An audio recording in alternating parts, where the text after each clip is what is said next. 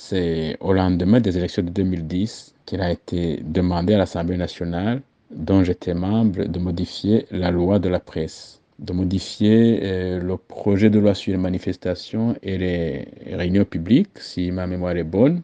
Et plus tard, je pense bien en 2014, il y a eu le projet de constitution.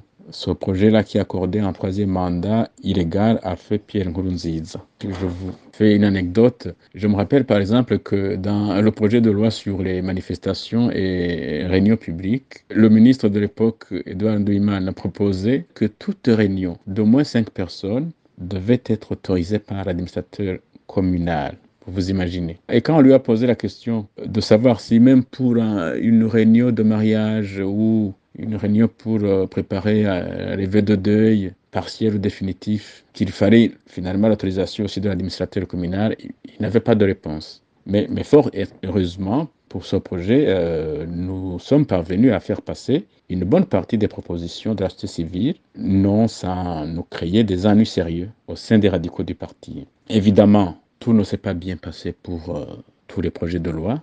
En l'occurrence, le projet de loi sur la presse, je sais qu'il y a eu des dispositions qui ont provoqué des polémiques. Il y avait par exemple une disposition qui disait qu'un journaliste devait révéler ses sources d'information, ce qui était un non-sens. Ça n'a pas été difficile pour nous de retirer justement cette disposition dans le projet de loi, mais il a fallu attendre un arrêt, je pense, de la Cour constitutionnelle pour profiter justement de cette opportunité, effectivement, pour supprimer pas mal de dispositions qui étaient trop liberticides. Mais la loi n'était pas aussi parfaite qu'on pourrait le croire, il faut le dire.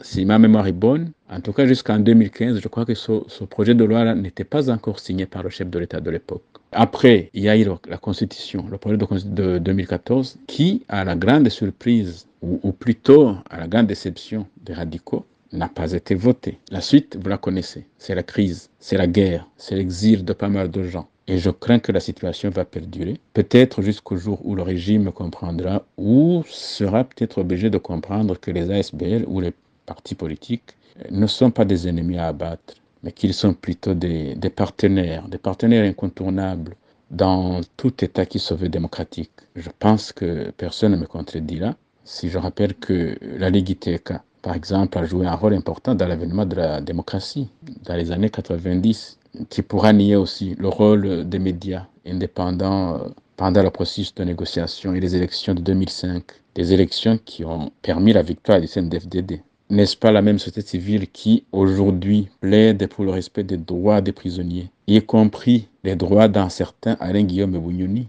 J'espère donc que cela devrait être une leçon pour les dirigeants d'aujourd'hui et de demain.